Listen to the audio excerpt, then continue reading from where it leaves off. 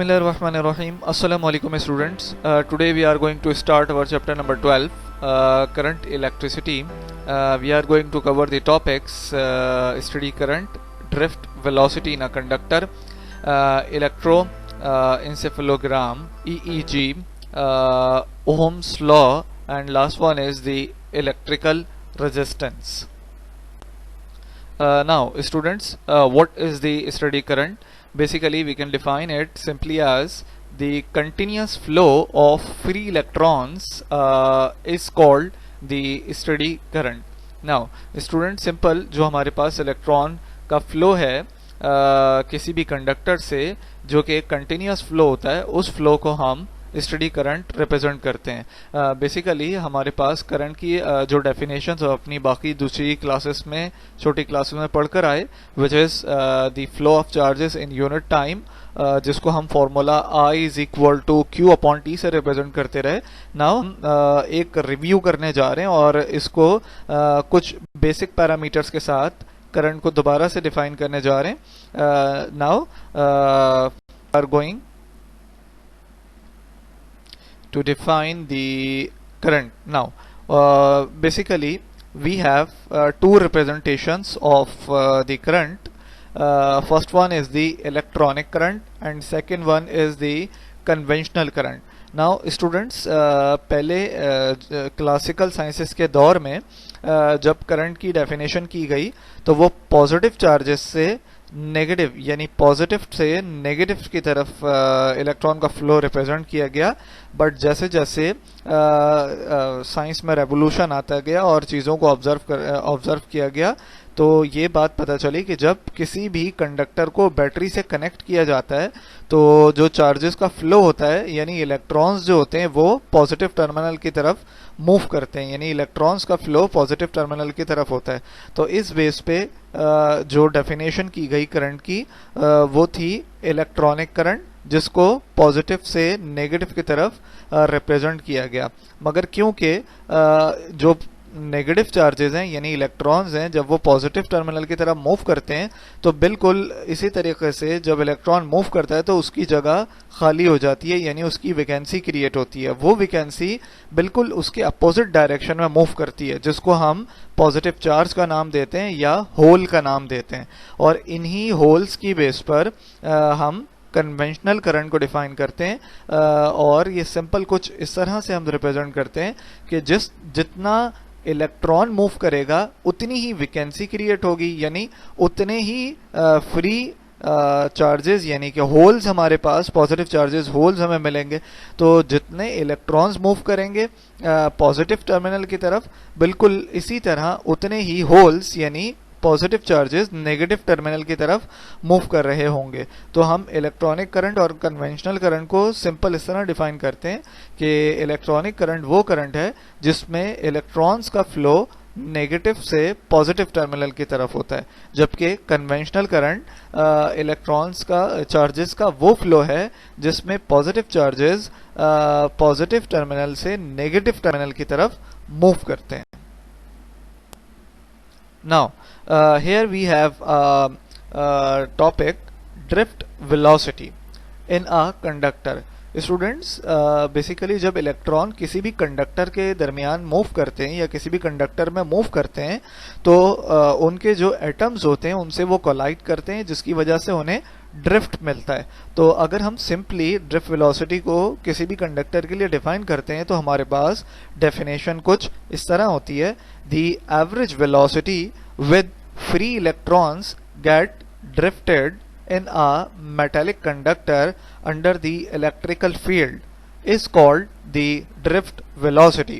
The drift velocity of free electrons is of the order of 10 power minus 5 meter per second.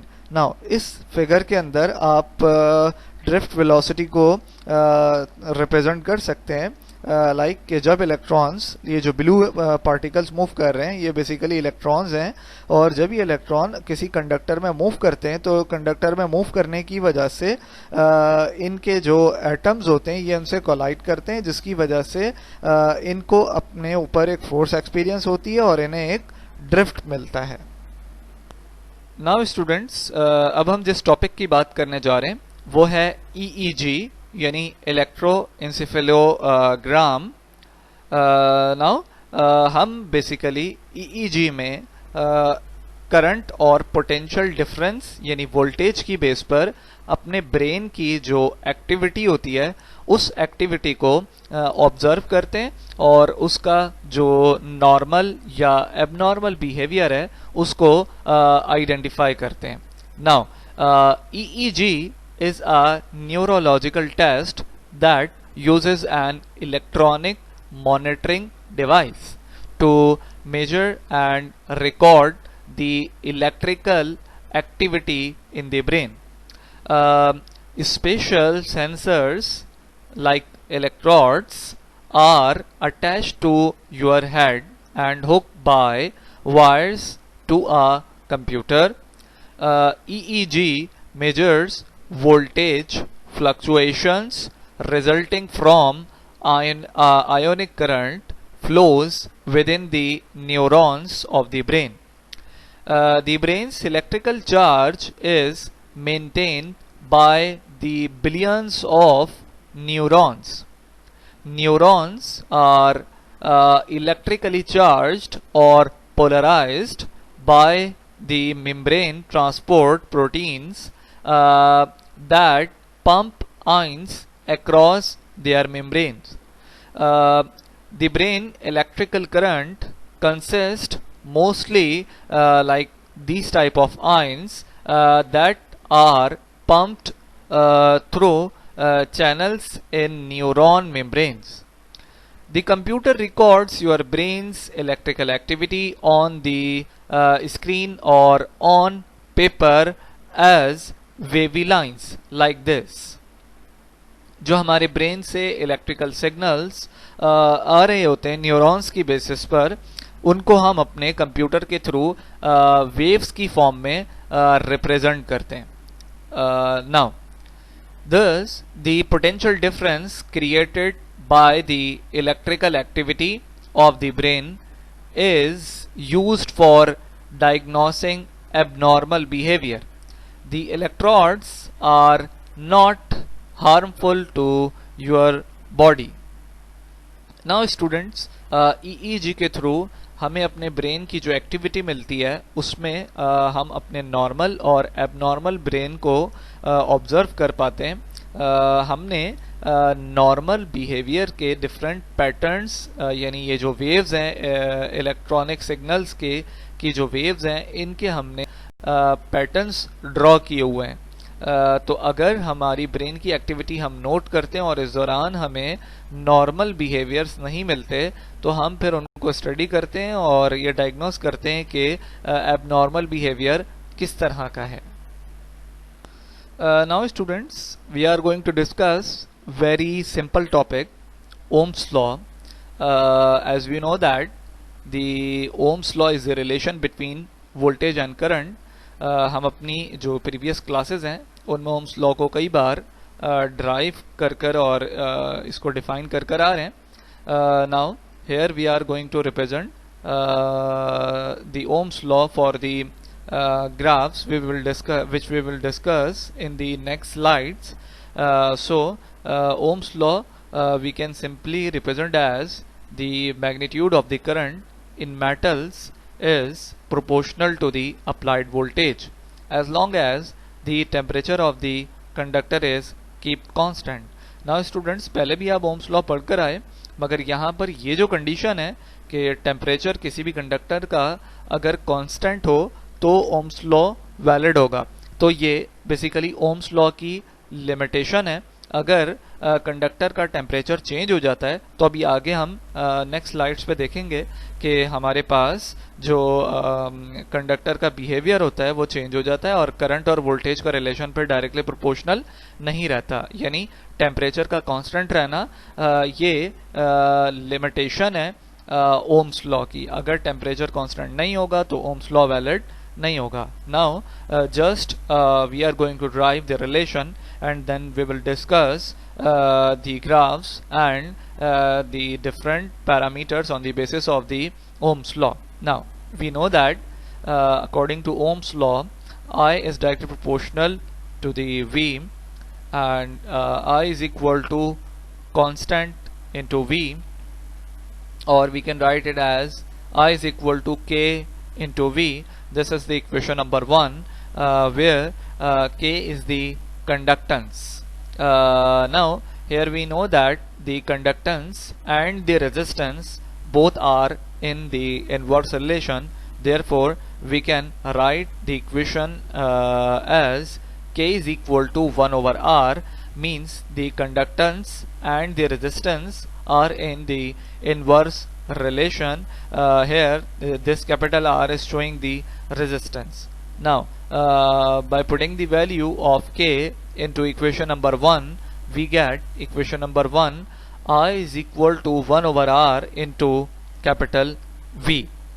Now moving R towards I, we get V is equal to I R. Now this is the basic form or representation of the Ohm's law.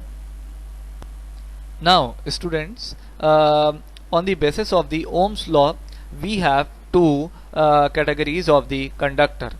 The first one is the ohmic conductor and second one is the non-ohmic conductor. Now we can simply define the ohmic conductors as those materials which follows the Ohm's law.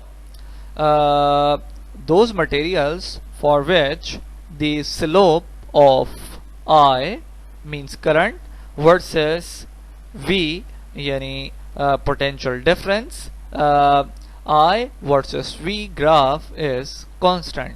Now students, ऐसे conductors ohmic conductors हैं कि जिनका graph between I and V constant होता है, यानी एक straight line होती है. For example we have copper, silver, gold and so on. Now what are the non-ohmic conductors? Those materials which do not follows the Ohm's law. Those materials for which the slope of I versus V graph is not constant, means कि इनका जो graph होता है वो एक straight line नहीं रहता, वो चेंज हो जाता है. For example we have filament bulb, thermistor, semiconductor diode and so on. Now students, ऐसा क्यों होता है कि नॉन ओमिक कंडक्टर का जो ग्राफ होता है वो स्ट्रेट लाइन नहीं रह पाता? बेसिकली जो ओम्स लॉ की लिमिटेशन है वो है टेम्परेचर. टेम्परेचर का कांस्टेंट रहना. अगर टेम्परेचर कांस्टेंट रहता है तो ओम्स लॉ वैलिड है, और अगर टेम्परेचर चेंज हो जाता है तो ओम्स लॉ वैलिड नहीं रहता. तो ऐसे कंडक्टर्स जिनमें करंट पास होने पर टेम्परेचर कांस्टेंट रहता है तो उनका relation between I and V हमें स्ट्रेट मिलता है, यानी कि दोनों स्ट्रेट लाइन ग्राफ में फॉर्म करते हैं और डायरेक्ट रिलेशन में हमें ऑब्जर्व होते हैं. नाउ ऐसे मटेरियल्स जो टेम्परेचर जैसे जैसे उनमें से करंट पास होता जाता है उनका टेम्परेचर चेंज होने लगता है, तो वो फिर ओम्स लॉ को फॉलो नहीं करते और उनका जो ग्राफ होता है वो स्ट्रेट लाइन नहीं रह पाता, बल्कि वो कर्व होना शुरू हो जाता है. इनमें एग्जांपल्स फिलामेंट बल्ब की हैं, जैसे कि इसमें से जैसे जैसे करंट पास होता जाता है तो ये इसका टेम्परेचर चेंज होता जाता है, जिसकी वजह से इसका ग्राफ स्ट्रेट लाइन नहीं आता. सिमिलरली थर्मिस्टर डायोड्स जो कि ओम्स लॉ को फॉलो नहीं करते, कुछ टाइम तक तो इनका टेम्परेचर सेम रहता है, यानी कि स्ट्रेट रहती है लाइन फिलामेंट बल्ब में, थर्मिस्टर में, मगर जैसे जैसे टेम्परेचर चेंज होता है तो फिर ये कर्व हो जाता है. Now students, we are going to represent the ohmic and non-ohmic conductors with the graphical representations. Students, ये जो हमारे पास फर्स्ट ग्राफ है, इस फर्स्ट ग्राफ में हमें स्ट्रेट लाइंस नज़र आ रही हैं जो कि ओहमिक कंडक्टर्स को रिप्रेजेंट कर रही हैं. मींस कि जब इनमें से करंट पास हो रहा होता है तो ये ओम्स लॉ को फॉलो करते हैं. और इनका टेम्परेचर चेंज नहीं होता, जिसकी वजह से बिटवीन V एंड I जो हमें ग्राफ मिलता है वो स्ट्रेट लाइन होती है। तो बेसिकली ये स्ट्रेट लाइन ओहमिक कंडक्टर्स की रिप्रेजेंटेशन है। नाउ जो हमारे पास सेकंड ग्राफ है, अब अपने सेकंड ग्राफ को अगर हम रिप्रेजेंट करें तो ये फिलामेंट बल्ब की रिप्रेजेंटेशन है। अगर हम फिलामेंट बल्ब में देखें तो स्टार्ट में ये एक स्ट्रेट लाइन ही की रिप्रेजेंटेशन होती है, मगर फिलामेंट बल्ब में क्योंकि जैसे जैसे करंट पास होता है तो इसका टेम्परेचर चेंज होना शुरू हो जाता है।